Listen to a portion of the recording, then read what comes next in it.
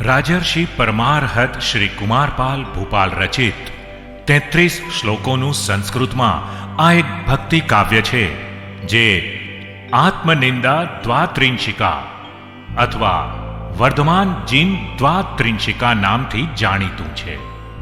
તેમાં પોતાના આરાધ્ય દેવ પ્રતિ શરણાગતિ વ્યક્ત કરી છે, તેમજ દુષ્કૃત ગર્હાગર્ભિત આ સ્ત્રોત છે. મહારાજા કુમારપાલે પોતાની જૈફ ઉંમરે આ સ્તોત્રની રચના કરીને મંત્રમુગ્ધ કરી દીધા છે. સ્તોત્રને અંતે તેમના ઉદ્ગાર કહે છે, કિંતુ ત્વદ વચનાદરઃ પ્રતિભવમસ્તાદ્વર્ધમાનો મમ. હે પ્રભુ, મને ભવોભવ તમારી આજ્ઞા માટે ઉછળતો ઉમંગ પેદા થાવ.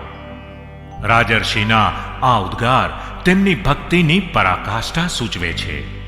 આ સ્તોત્ર ઉપર ગુજરાતીમાં સમશ્લોકી પદ્યાનુવાદ સ્વર્ગસ્થ આચાર્ય શ્રી અમૃત સુરીશ્વરજીએ કર્યો છે. તે પણ અત્યંત ભાવવાહી છે.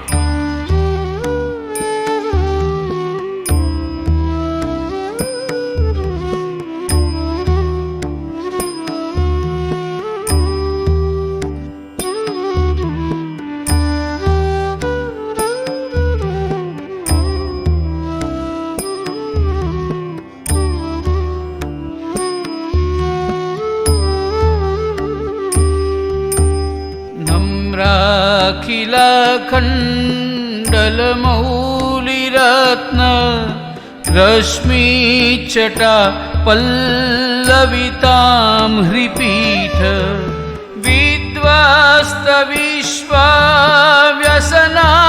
प्रबन्ध त्रिलोकबन्धो जयता जिनेन्द्र.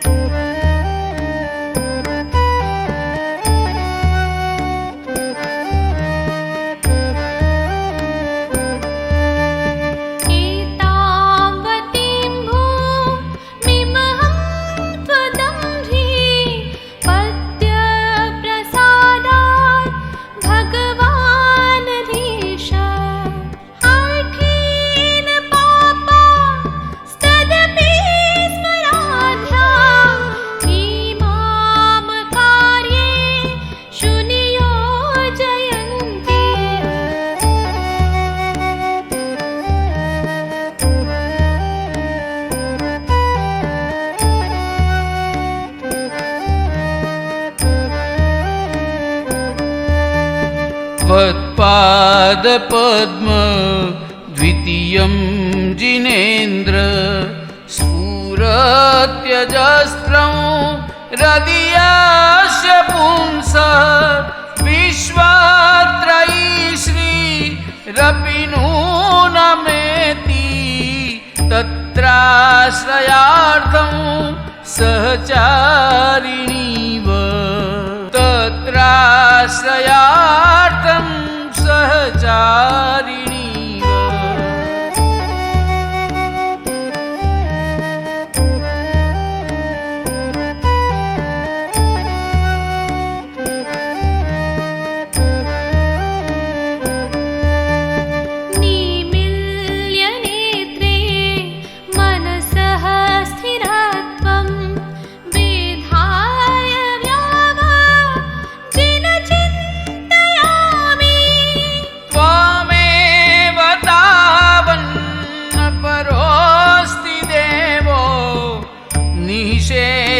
कर्म क्षय हेतुरत्र निशेष कर्म क्षय हेतुरत्र.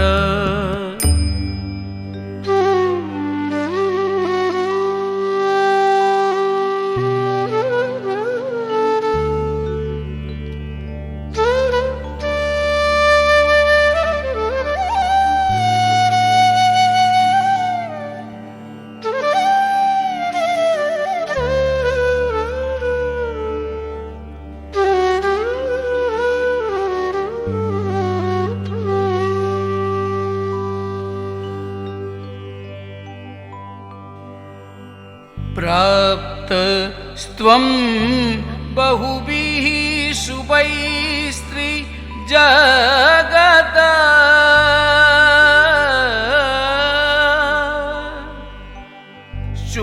चूडामणि देवता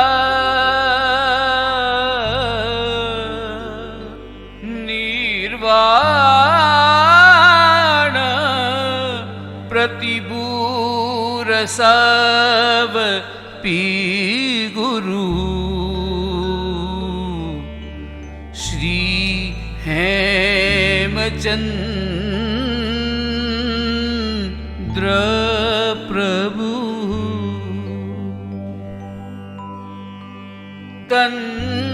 तन्नातः परमस्ति वस्तु किमपि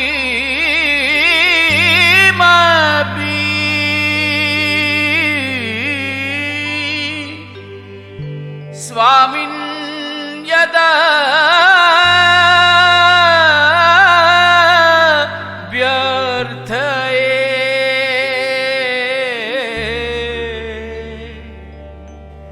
किन्तु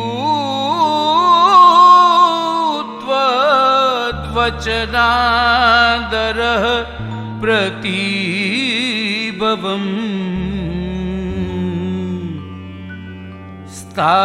स्तात्वर्ध मा